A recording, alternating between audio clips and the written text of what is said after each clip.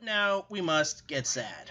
Ultimate Yes. sadness needs to be talked about because we lost HQ. Well, we lost HQ, but at the same time, it's like, did we really lose HQ? I don't know. No, I think HQ Because, lost us. yeah, it's HQ put out the founder of HQ, Russ Yusupov, put out an Oh boy. email to the staff saying, this is the hardest thing I've had to do, but ultimately I couldn't find a buyer, and the person who was funding us isn't going to fund us anymore. So effective today, you're all out of a job, and the show is and the app is shutting down. But yeah, that night, Matt Richards and Anna Roisman did an After Dark show. Which was And brilliant, by the way. By it the way, it's was up on YouTube. By the way, it, and if you're a fan of HQ, and I know there are a lot of people who are, this is worth a watch because this is about as well. If you this makes the finale of Family Feud 1994's season look like a walk in the park. Basically, it's just uh, what are they gonna do? Fire us twice? We're playing for $5. We're playing for $5. Who the hell cares? so we get the news, and everyone was in shock, but the plot thickens. Yeah, because earlier today, Russ Yusupov put out a series of tweets saying how reaction has been absolutely fierce, and part of that stems from the fact that you just sprung this on everybody out of the blue. I mean, it's like once the viewership started to tank, and believe me, you know what else do you call 2 million to maybe 100,000 a night? That What else is do you call it? But WCW levels of audience tanking. yeah, and and he was like, it was not a matter of if, but a matter of when. But we were hoping for a little bit more advance notice than just this. And it seemed like there was a full roster schedule of games ready to go. We're doing Tunes on Friday, Destiny's Child. We were doing Presidents on Monday. We were doing Austin Powers on Sunday. Laws of Attraction on Saturday. Nobody, but nobody saw this coming. And then, almost in almost like an October surprise, and I have this up here. Russ claims he has found a potential savior that could bring HQ back. We have found a new home for HQ with a company that wants to keep it running. He said this after he spent the weekend on the phone finding a new buyer. Interesting though, he doesn't exactly mention who the buyer is. Probably because, and now I'm quoting here, it's not a done deal yet. If it's not a done deal, why do you announce it? To me, this smacks of what happened when him and Colin Kroll, didn't they do the same thing when they tried to dump Vine? Because they built it up around 2012, 2014, it died, and then guess what? 2000, and then a few weeks later, they found a buyer on Twitter because Twitter bought Vine, and now it's Yep. still going on. But now that's got a competitor, and a much better one, in my opinion, in TikTok. Mm-hmm. But TikTok's basically taking the Vine formula and running with it. Yep. And a lot of games have taken the HQ formula and have done their own twist to it. Like I've bigged up Reward the Fan quite a bit, and Yep.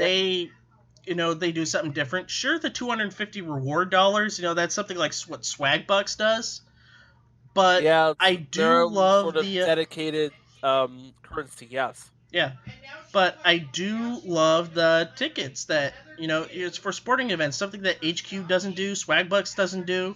It's got its own hook, which I like. Yeah, the thing of it is, the events are not as plentiful as they once were, and that's got me kind of worried. But we'll see what happens. Yeah, Swag Reward the Fan does Sunday through Wednesday. It used to be 7 days a week, but they've scaled back, and I think that was a measure. I think it shows for sure. Maybe they were losing money, but the games weren't getting big viewership anyways. I mean, if I remember correctly, they only getting what 700, 800. Yeah, that's 7,800 down from 2,000. Oh, so it was down from something big, 2000. Okay, so it is scaled back, but you know what? I don't think it's that much of an issue if they had to scale back, because I would rather have a scaled back version than none at all. Right? Because we've seen the inflation, now we're seeing the deflation, and certain games are still going to be out there. Swagbucks is completely solvent, so Yeah, they'll be there it forever. yeah, it's I've always said that Swagbucks is perhaps one of the better models in app games because it is completely self-sufficient or self-sufficient. Is that word? Is that good? Yeah, self sufficient.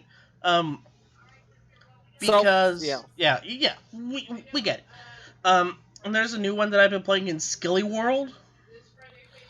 Yeah, and it's getting really big buzz, and it's not like an open sort of deal. It does have an ultimate cutoff in people that can play the games, but it also has a variant of games. So there's two things going for it. Right. And another thing that I really find interesting about it is that there's no live host.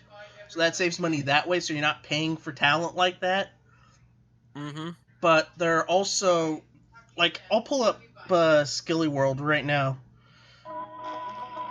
And I do love the sci-fi aspect. Various games that you have is you have the 1v1 hut where both you put up $3 and the winner gets five.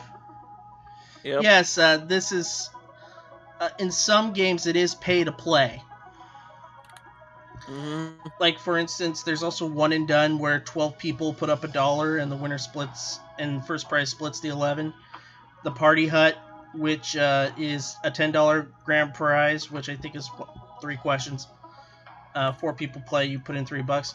There's also the DMT after party. 10 people put up $2 and $8 is split. And then the game that's going to take place on Saturday is the Office Trivia. But a thing that they also have on here is a freebie game. A 3-2-1 Go is the name of the game, where it's 3 questions, and it depends on how many people play. It could be anywhere from, I've seen as low as 30 to as much as 60, and the first place splits $5. So it's a good way to get your feet wet, and you don't have to pay a dime. Which, Yeah, I played one of those at work on my coffee break. So really, really nice, really quick, really easy. yep. And I think that's a good hook for Skilly World. I mean, I could see it taking off. I mean, they also got a good Twitter presence. And here's the thing that I found interesting: a lot of the quiz apps, Skilly World, you mentioned the Q, and they were all kind of mourning the loss of HQ because it was an Uh, originator, so to speak. Um, yeah, but now it's definitely. gone. They gotta fill the void somehow, or it just this sort of thing goes away. Yeah, well, I've played the queue. I played the queue tonight actually at the 7 o'clock game. It is the same as it ever was, which is I'm looking at the host who is Audrey, and I'm thinking to myself, you would rather be anywhere else right now, wouldn't you? Ooh, not good. Well, it's hardly the queue's fault. I mean, it's just some hosts are really really good, others not so much. Yep. Like, you know, say what you will about HQ, at least they had a variance in their hosts. They did. Matt Richards, who tried to be Quiz Daddy. What was it, Quiz Daddy or? Yeah, he tried to be he was doing his own thing. You have to Yeah, remember, he's come from he's probably well, actually he comes from sort of a really quick on his feet sort of urban vibe. And Wild and if Out. you've ever if you've ever seen Trivial Takedown on Views, Yeah. he was that exact same way. He was that, Ah. Okay. yeah, but you didn't hear him. I mean, but you didn't see him. You Yeah. didn't know it was him until you had to do your deep dive. Yeah. The end credits. Then you had Anna Roisman, who was the bubbly word nerd style. Yeah, she had. You know what? Bless her heart, she had the energy, but there were times where I had to wonder: is she allergic to awkward silences? I think so. Um, yeah, I think I made a few quips about that during some conversations. And then you had Sharon Carpenter. Just consummate professional. Mm, She is very experienced, really to the point. Just yeah. what I didn't like is that she would backhand every, you know, almost everything to the point where er, I like you, but in the same way, I also hate your guts. Hmm. Like, I'm, I'm trying to remember from a recent game that she did. Uh, she would read the answer into three choices, and then like if you selected this one, then you better get the pink slip because it's actually this one. Yeah, I think that comes from like a whole battery of British quiz shows, Who Wants to Be a Millionaire, The Chase, that sort of thing. And you know what? That's her style. I'm not gonna I'm not gonna rake her on the coals for something that, she's been brought up on. Right. Okay.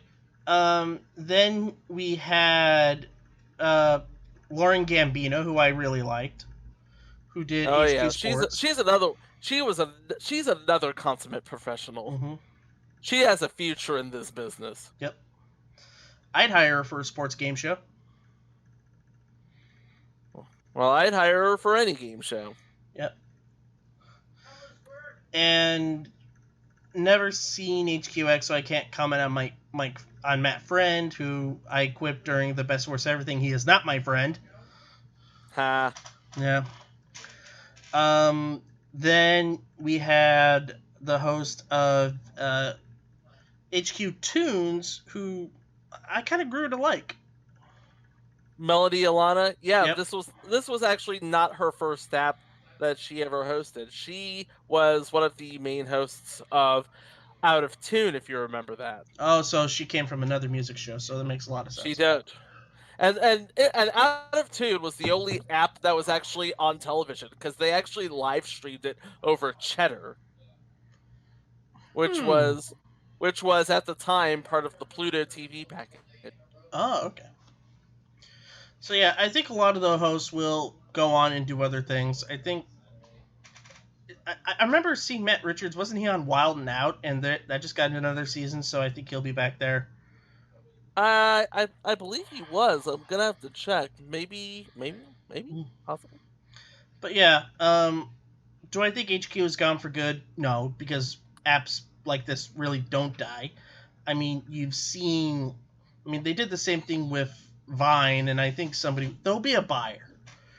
There's always a buyer for something like this. That's if something could get like 100,000 people to watch, there'll be a buyer. I just don't know who's gonna buy it. But I will put a name out there. Somebody has tried to expand their viewer base. I have two people who might buy it. All right. One would be Anthem Sports and Entertainment. because they're looking to expand their foothold in the U.S. They just bought Access, and they could put games on there at no cost. Yeah. And then my dark horse pick to buy it, because he's been buying pretty much everything nowadays, Byron Allen. That would be a dark horse pick. I was actually thinking, Quibi is always looking for something to stream for 10 or 12 minutes.